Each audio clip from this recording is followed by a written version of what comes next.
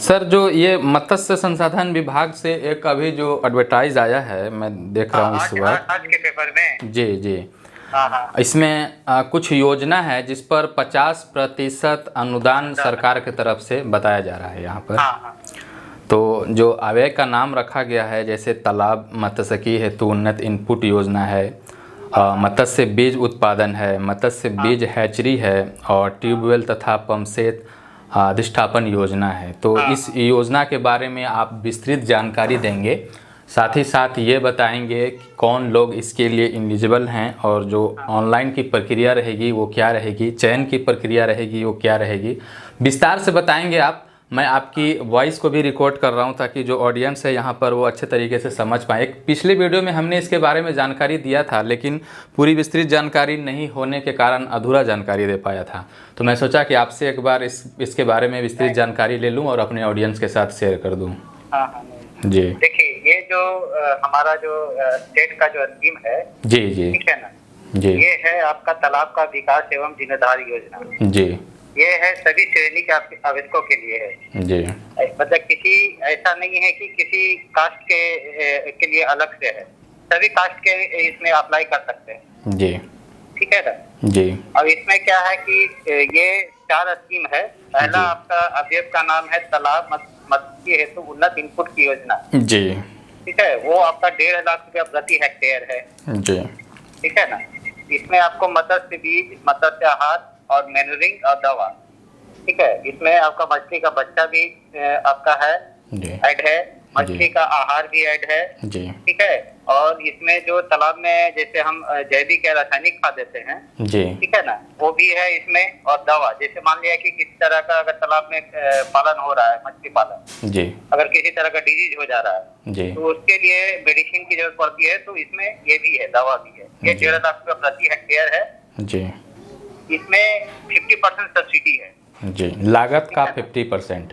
हाँ, लागत का। जैसे कोई किसान 1.5 लाख रुपया, मान लिया कि 1 हेक्टेयर का इनका तालाब है जी, ठीक है, तो 1 हेक्टेयर का तालाब है। इसमें ये चारों चीज, जैसे मछली का बीज हो गया, आहार हो गया, दवा हो गया या खाद हो गया जी, वो देने के लिए जो है सरकार 1.5 लाख रुपया दे रही है जी। उसमें 50% की सब्सिडी इनको मिलेगा। जी जी, ठीक है, 75,000 रुपया सब्सिडी के रूप में इनको मिलेगा। 75,000 रुपया जो है उसका स्वलागत रहेगा। जी। दूसरा है उन्नत मत्स्य बीज उत्पादन की योजना। जी, ये आपका 1/2 एकड़ का है। ठीक है, क्या सर? ये 1/2 एकड़ का, आधा एकड़ का। जी, ठीक है, आधा एकड़ का स्कीम है। जी, 56,000 रुपया। ये जो आधा एकड़ जमीन है ये किसान के नाम, स्वयं के नाम से होना चाहिए, या फिर अगर रैयतदार बटाईदार हैं? ये जो है योजना का लाभ जो है, चाहे इनका निजी हो जी, या लीज पे भी ले सकते हैं जी, या पट्टा पे भी ले सकते हैं। ठीक है, तालाब होना आवश्यक है जी। ठीक है, निजी, लीज या पट्टा, ये तीनों जो है ये योजना का, ये जिनके पास है योजना का लाभ दे सकते हैं जी। ठीक है, इसमें एडवांस फिंगर लिंग, स्टैंडर्ड फिंगर लिंग और ईयर लिंग। ठीक है, ये तालाब में जी जी फिंगर लिंग, एडवांस फिंगर लिंग हो गया, इससे बड़ा हो गया तो स्टैंडर्ड फिंगर लिंग हो गया, इससे बड़ा हो गया तो ईयर लिंग हो गया। ठीक है, तो ये तालाब जो है इनका आधा एकड़ का है, इसमें ये कर सकते हैं कल्चर जी। तीसरा है आपका मतलब, इसमें भी 50% सब्सिडी है, जो बीज हैचरी है। हाँ, ये तीसरा है आपका कंपोनेंट, मत्स्य बीज हैचरी का निर्माण जी। इनमें क्या होता है कि इसका इकाई लागत 22 लाख रुपया है जी। ठीक है, इसमें 50% सब्सिडी है जी। इसमें 3 एकड़ जमीन की आवश्यकता होती है जी। ठीक है, इसमें 3 एकड़ जमीन की आवश्यकता होती है। इसमें जैसे हम लोग मछली का बच्चा तैयार करते हैं जी जी। ठीक है, हम इसका मतलब कि ये ईग होता है, ईग से स्पॉन होता है, स्पॉन से धानी होता है, फ्राई होता है जी। ठीक है, तो हैचरी तैयार करते हैं। इसमें आपका 3 तरह का, सबसे पहले 3 टैंक होता है, छोटा टैंक जी, एक ब्रूडर टैंक होता है जी। ब्रूडर टैंक में हम मतलब कि जो आपका ब्रूडर फिश हो गया, जैसे आपका 2 kg का, 3 kg का जो ब्रूडर फिश है, जिसे हम ब्रीडिंग करवाते हैं ब्रूडर टैंक में, मेल और फीमेल होता है। ठीक है ना जी। इसके बाद ये ब्रीडिंग होता है आपका, फिर ये ईग इसमें निकलता है, ईग से स्पॉन होता है, स्पॉन से फ्राई होता है, धानी होता है, फ्राई होता है, मतलब कि स्टेज बाय स्टेज पता चला। उसके लिए आपको फिर 3-4 तालाब बनाना होता है, nursery pond, bearing pond, stocking pond और ब्रूडर पॉन्ड। नर्सरी पॉन्ड में आपका हो गया small to fry, rearing pond में हो गया फ्राई टू फिंगरलिंग, ठीक है ना जी जी। और स्टॉकिंग पॉन्ड में हो गया ये आपका फिंगरलिंग टू ईयरलिंग जी।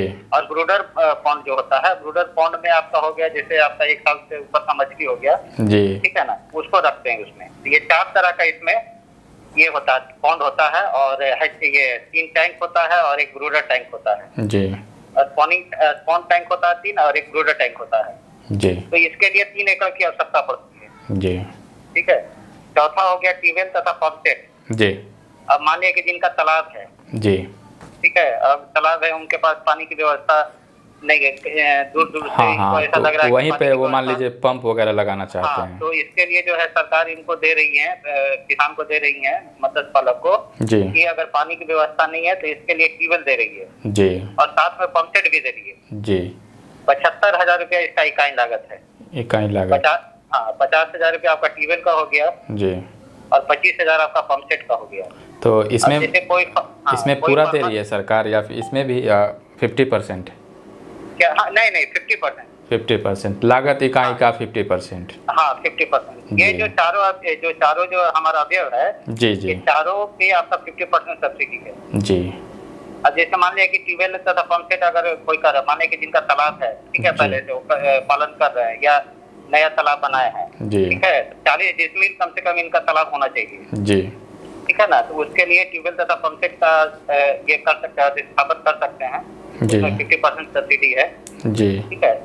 और ये जो है हमारा ये वेबसाइट है fishery.AHD-Bihar.in है जी जी इससे सबसे पहले आपको जो किसान पंजीकरण कर चुके हैं वो लॉगिन करेंगे और जो पंजीकरण नहीं किए हैं ठीक है ना जी वो उनको पंजीकरण करना होगा सबसे पहले जी ठीक है। पंजीकरण करने के बाद पासवर्ड आईडी इनको जनरेट होगा, लॉगिन करेंगे, उसके बाद ही जो स्टेट का या सेंट्रल का जो भी स्कीम है वो आपका स्क्रीन पे शो करेगा। कितने किसान ऐसे होते हैं कि ये पंजीकरण नहीं किए ठीक है ना, जी जी जी। अब और बोलते हैं कि सर बहुत सारे कमेंट आते हैं कि हमारा में शो नहीं कर रहा है सर, डेस्कटॉप वर्जन में भी शो नहीं कर रहा है वहाँ पे, ये जो आप बता रहे हो। हाँ वेबसाइट खोल रहा है सर जी हमको कुछ जो स्टेट का जो जैसे आज का स्कीम आया वो हमको दिख ही नहीं रहा है सर। जी तो सबसे पहले आपको रजिस्ट्रेशन करना होगा, पासवर्ड आईडी आएगा, लॉगिन करने के बाद ही आपका जो स्कीम है वो शो करेगा जी। तो ये इतनी चीज है जी। एक सर हमारे जो सब्सक्राइबर्स हैं वो पूछ रहे थे कि इसमें सर बताया गया है तालाब मत्स्यिकी हेतु उन्नत इनपुट जो योजना है इसमें मत्स्य बीज लिखा गया है, मत्स्य आहार लिखा गया है और मैन्योरिंग दवा लिखा गया है। ये बेसिकली इनका जो सवाल था ये पूछना चाह रहे थे कि हम मछली पालन करना चाहते हैं, यानी जो बीज होता है वो बीज कहीं से लान करके अपने तालाब में डालते हैं, तो उसके लिए भी कोई स्कीम योजना चल रही है क्या सरकार की तरफ से? हाँ तो ये इसी का है ना, तालाब मत्स्य हेतु उन्नत इनपुट की योजना, एडवांस इनपुट योजना। जी इसमें ये 4 चीज दिया जा रहा है, 1.5 लाख रुपए प्रति हेक्टेयर जी ठीक है ना। जैसे 1 हेक्टेयर का तालाब है तो 1.5 लाख रुपए दिया जा रहा है। अगर मान लें कि किन्हीं के पास 1 एकड़ का ही है जी तो वाटर एरिया मेजरमेंट के हिसाब से इनका इकाई लागत बैठेगा जी ठीक है ना। तो उसमें जैसे मत्स्य बीज कहीं से खरीदे उसका बिल इनका होना चाहिए ठीक है, बिल होना चाहिए और वो खरीद के तालाब में डाल रहे हैं उसका आपका क्या बोलते हैं फोटो होना चाहिए या वीडियो होना चाहिए। अब इसको कहीं से अगर खाना ही खरीदे हैं ठीक है, मछली का भोजन खरीदे हैं तो उसका बिल होना चाहिए, उसका बिल होना चाहिए। दाना दे रहे हैं उसका इनका वीडियो होना चाहिए। अब खाद दे रहे हैं, खाद अगर कहीं से खरीदे हैं, रासायनिक खाद खरीदे जैसे यूरिया हो गया, सिंगल सुपर फॉस्फेट हो गया, पोटास हो गया ठीक है ना, तो ये सब खरीद रहे तो ये सब का बिल होना चाहिए, दवा का भी बिल होना चाहिए। उसी के आधार पर सरकार यहाँ पर जो सब्सिडी का पैसा होता है उसी बिल के आधार पर देती है। हाँ बिल और ये वीडियो तो नहीं, बिल और फोटोग्राफ जी फोटोग्राफ, ये 2 चीज, हाँ ये 2 चीज होना चाहिए। और जैसे कि अब जैसे स्कीम आया हुआ है जी ठीक है, जी इसको रजिस्ट्रेशन करेंगे, लॉगिन करेंगे, आवेदन करेंगे, जी आवेदन सबमिट करने के बाद आवेदन का एक प्रिंट आउट निकाल के और बिल को अटैच करके उसको जमा कर देना है कार्यालय में। जी ग्राउंड लेवल पर भी कोई अधिकारी आते हैं का जांच करने, जैसे जीरो टैग वगैरह आवास योजना में होता है, मालूम कैसे चलेगा अधिकारी लोग को? कोई बंदा फर्जी भी फिर करना चाहे तो कर सकता है? नहीं तो बिना वेरिफिकेशन का जी ठीक है। जैसे अभी हम आपको बोले ना कि अब तो भाई अब मान के चलिए कि आप कौन सा डिस्ट्रिक्ट से हुए? आप औरंगाबाद डिस्ट्रिक्ट से हुए। औरंगाबाद डिस्ट्रिक्ट में मान लें कि 100 तालाब है जी अभी जो आप बता रहे हो सर, ये पूरे बिहार के लिए बता रहे हो ना, क्योंकि हम पूरे बिहार के लिए ही वीडियो बनाते हैं सर। ऐसा नहीं है कि डिस्ट्रिक्ट वाइज नहीं है। जी जी। 38 डिस्ट्रिक्ट के लिए है। जी जी। कोई ऐसा नहीं है कि मतलब कि 2 डिस्ट्रिक्ट या 3 डिस्ट्रिक्ट के लिए, वैसा नहीं, पूरे 38 डिस्ट्रिक्ट है हमारे बिहार में, 38 डिस्ट्रिक्ट के लिए योजना है ये। जी ठीक है। तो वेरिफिकेशन में यही हुआ ना आपको कि जैसे आप कहीं से कोई सामान खरीदे, बिल ले लिए जी, उसका फोटोग्राफ भी चाहिए। जी ठीक है, फोटोग्राफ भी चाहिए। और विजिट भी होता है, विजिट भी लोग करते हैं। जी जी, वही तो बोल रहा हूँ सर कि अब जो समय चल रहा है इसमें काफ़ी लोग फर्जी तरीके से एडिट कर ले रहे हैं, तो उस पर अंकुश लगाने के लिए कुछ विजिट भी होता है। अच्छा अच्छा। जैसे फोटोग्राफ लिए तुम जी, अब फोटोग्राफ लेने के बाद पहले तालाब रहेगा तभी ना उसमें सीट डालेंगे। जी जी। तो तालाब देखने जांचने कोई अधिकारी तो आ रहे होंगे ना फिर? हाँ वो जैसे प्रत्येक डिस्ट्रिक्ट में जिला मत्स्य पदाधिकारी का कार्यालय है। जी जी, वो तो बेशक मालूम है। वहाँ पे डीएफओ साहब भी फील्ड विजिट में जाते हैं। जी। एपीओ हो गए, फिशरी एक्सटेंशन ऑफिसर, मत्स्य प्रसाद पदाधिकारी जी, मत्स्य विकास पदाधिकारी, ठीक है, वहाँ पर जेई होते हैं, ये सारे लोग जाते हैं। जी, ठीक है, फील्ड विजिट में जाते हैं तो देखते हैं उस चीज को। जी, देखने के बाद ही वो सब्सिडी देखेंगे। ठीक है, वेरिफिकेशन करेंगे कि इनको ऐसा लगेगा कि नहीं ये सही है। जी, उसके बाद ही जो है स्कीम को अप्रूव किया जाता है। जी। ठीक है। एक सवाल और है जो ज़्यादातर लोगों का रहता है यहाँ पर, ये बेसिकली पूछते हैं हमेशा कि मान लीजिए हम इस योजना के लिए अप्लाई करना चाहते हैं, स्वरोजगार करना चाहते हैं, मछली पालन करना चाहते हैं, लेकिन हमारे पास इसकी कोई भी ट्रेनिंग वगैरह जानकारी नहीं है, नए सिरे से बिल्कुल शुरू करना चाहते हैं, तो क्या इस योजना के लिए ऐसा भी कुछ क्राइटेरिया रखा गया है जिसमें मतलब कहा गया हो कि आपको ट्रेनिंग वगैरह दिया जाएगा या फिर आप पहले से इसके बारे में आपको जानकारी प्राप्त हो? चूँकि बिल्कुल जो नए लोग आएंगे उनको तो जानकारी नहीं होगा कि किस तरीके से हमको कब बीज डालना है, खाद डालना है।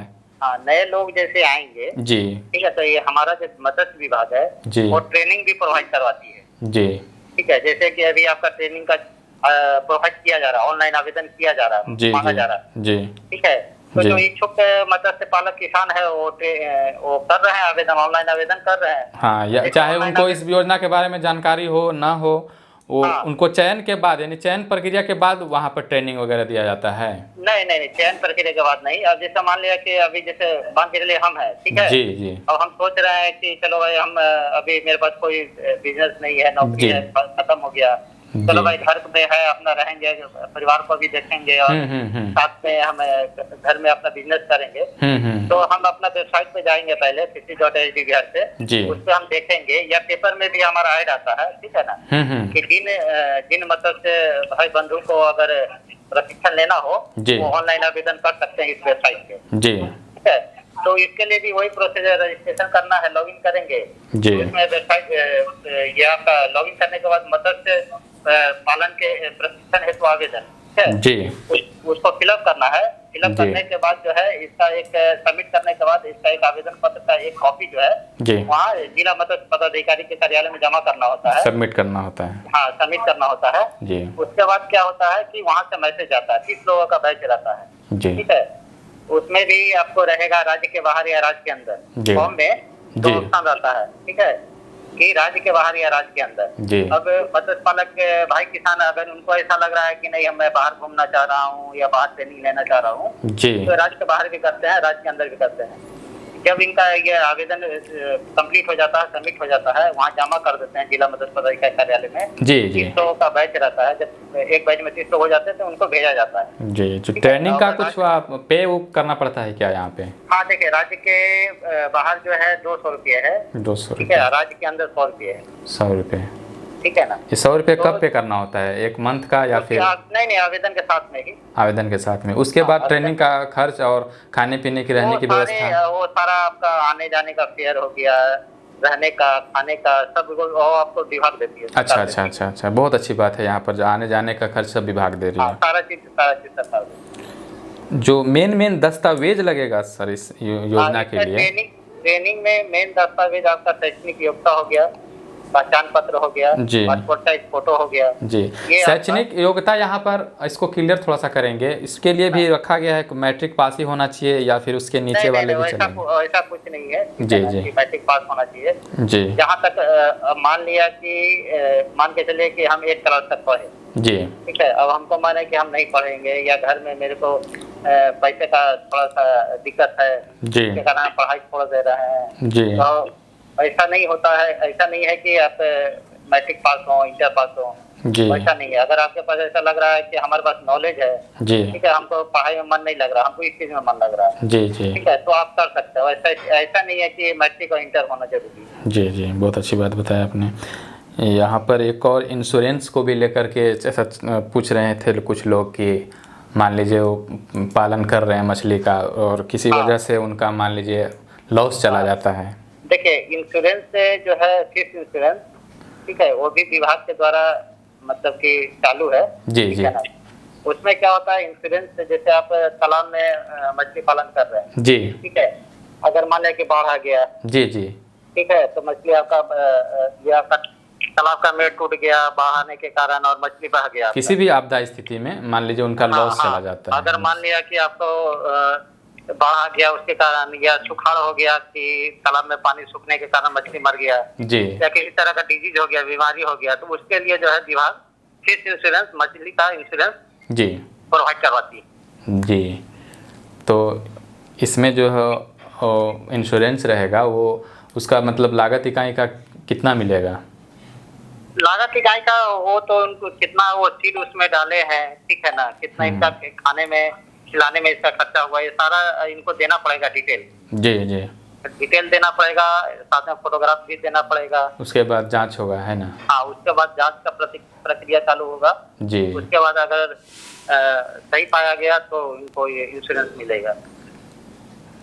एक और आखिरी सवाल था सर आपसे, मान लीजिए कोई व्यक्ति है जो अभी पढ़ाई कर रहा है लेकिन अपने घर के परिस्थिति के कारण या जो भी ऐसा सिचुएशन है उसके कारण वो चाहता है कि हम इस बिज़नेस को करें, क्योंकि सरकार की तरफ से यहाँ पर प्रोत्साहित किया जा रहा है कि आप स्वरोजगार करिए, आपको सरकार की तरफ से मदद मिलेगा।